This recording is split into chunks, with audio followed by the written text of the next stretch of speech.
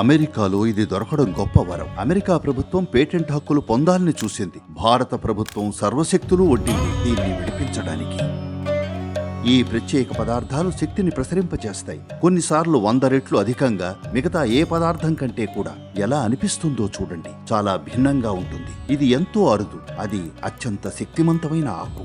ఈ రెండు శివుడికెంతో ప్రీతిపాత్రమైనవి. నమస్కారం సద్గురు.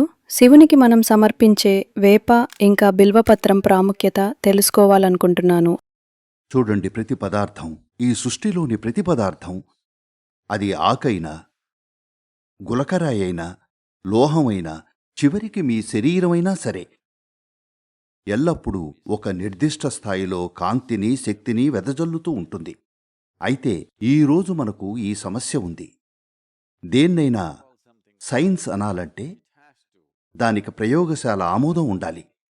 ఒక యంత్రం దాన్ని చదవగలగాలి. మనిషి చూస్తే అది లెక్క కాదు. నేను బతికున్నాను అంటే అది సరిపోదు. వాళ్ళు తనిఖీ చెయ్యాలి. ఓహ్, అతని గుండె కొట్టుకుంటోంది, అతను చెప్పేది నిజమే, అతను బతికే ఉన్నాడు, అతను బతికున్నానంటున్నాడు, నమ్మొచ్చు, ఎందుకంటే అతని గుండె ఇంకా కొట్టుకుంటోంది. మనం ఈ స్థితికొచ్చాం. ఇది సైన్స్ పట్ల చాలా చాలా అపరిపక్వ ధోరణి అనొచ్చు. ఇలాంటి సైన్స్ బతికింది కేవలం సాంకేతిక ఆవిష్కరణల వల్లే. లేకపోతే ఈ సైన్స్ ఈ భూమి మీద ఒక్కరోజు కూడా నిలబడేది కాదు. టెక్నాలజీ వల్లే సైన్స్ పట్ల ఈ దృక్పథం కొనసాగుతోంది ఈ భూమి మీద. అయితే ప్రతిదీ ఒక నిర్దిష్ట కాంతి, శక్తి క్షేత్రాన్ని వెదజల్లుతోంది. ఆధునిక సైన్స్ ఈరోజు దాన్ని గుర్తిస్తోంది 100%. ఇకపై అస్పష్టత ఏమీ లేదు. అది 100% నిర్ధారించబడింది. మీ సొంత శరీరం ఒక నిర్దిష్ట పరిమాణంలో కాంతిని, శక్తిని బయటకు పంపిస్తోంది. కానీ మీ కళ్ళు దాన్ని చూడలేవు.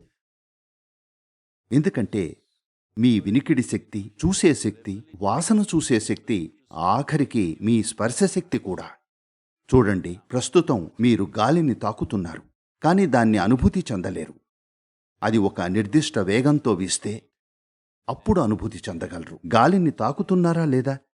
తాకుతున్నారు, కానీ దాన్ని అనుభూతి చెందలేరు. ఎందుకంటే మీ ఇంద్రియాలు అంత సూక్ష్మగ్రాహ్యత కలిగినవి కావు. అదేవిధంగా మీ చెవులు కేవలం ఒక నిర్దిష్ట శబ్ద తరంగ శ్రేణిని మాత్రమే వినగలవు. అదేవిధంగా మీ కళ్ళు కేవలం ఒక నిర్దిష్ట ప్రకాశ పరిధిని మాత్రమే చూస్తాయి. దానికంటే ఎక్కువ, దానికంటే తక్కువ ఉన్నదాన్ని మీరు చూడలేరు.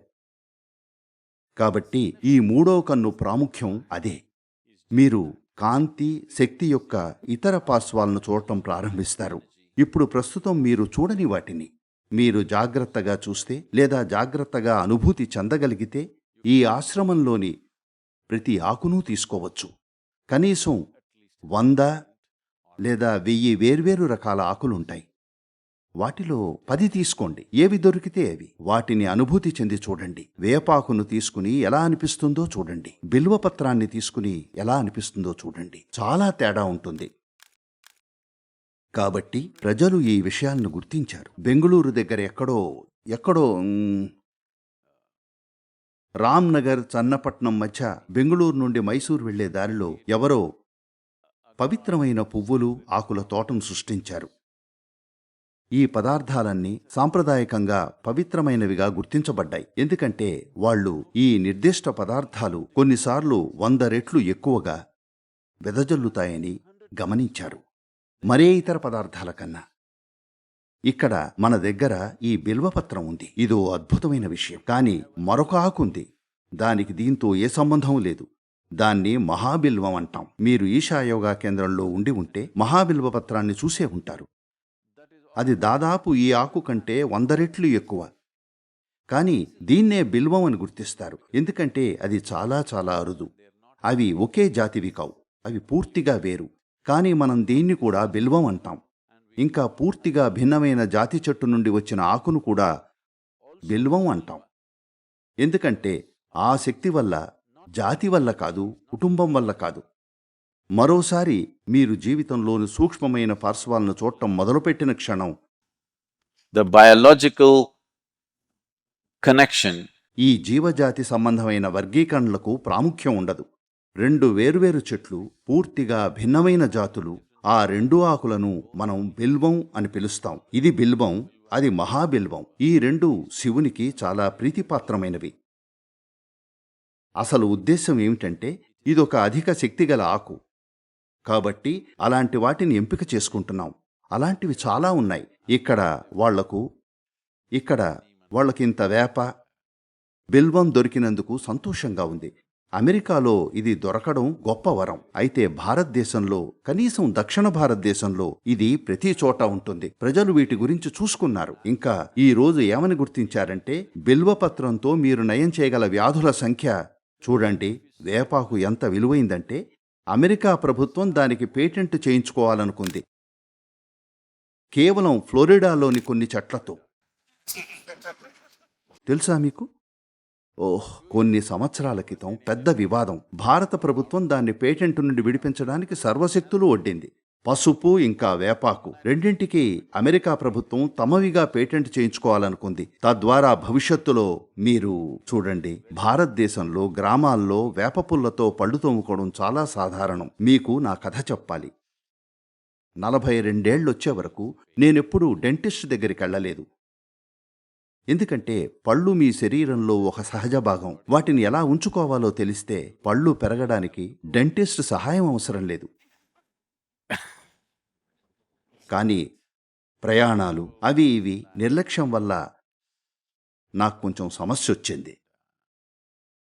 ఇంకా నేను హడావిడిలో ఉన్నాను. ఆ రోజు ప్రయాణం చేయాల్సి వచ్చింది. వాళ్ళు రూట్ కెనాల్ చేసి పంటిని కాపాడతామన్నారు. నాకు టైం లేదు, పీకేయండి అన్నాను. కాబట్టి వాళ్ళు పీకేశారు.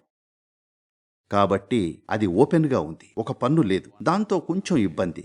అమెరికాకు వచ్చినప్పుడు 2-3 సార్లు చిన్న సమస్యలొచ్చాయి. అప్పుడు ఒక రకమైన నొప్పి వచ్చింది. అట్లాంటాలో ఒక డాక్టర్ దగ్గరికి వెళ్ళాను. వాళ్ళు ఎక్స్రే తీశారు. ఎక్స్రేకి నాకు $600 బిల్లు ఇచ్చారు. ఏమిటి, ఎక్స్రే $600? భారతదేశంలో $150కే వస్తుంది, కేవలం $3. ఇది ఏమాత్రం బాలేదు అన్నాను. అప్పుడు వాళ్ళు ఏదో రూట్ కెనాల్ చేస్తామన్నారు. ఎంత అన్నాను. వాళ్ళు సాధారణంగా అది ఇంత, మీకోసం $1800కు చేస్తామన్నారు. ఎందుకంటే యోగి పన్ను తెలుసా? వద్దు అన్నాను.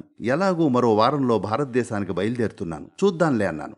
తిరిగి వెళ్ళాను. ఆ తర్వాతి 10-12 రోజులు రోజు పళ్ళు వేప పుల్లతో తోముకున్నాను. అంతే. అప్పట్నుంచి మళ్ళీ డెంటిస్ట్ దగ్గరికి వెళ్ళలేదు.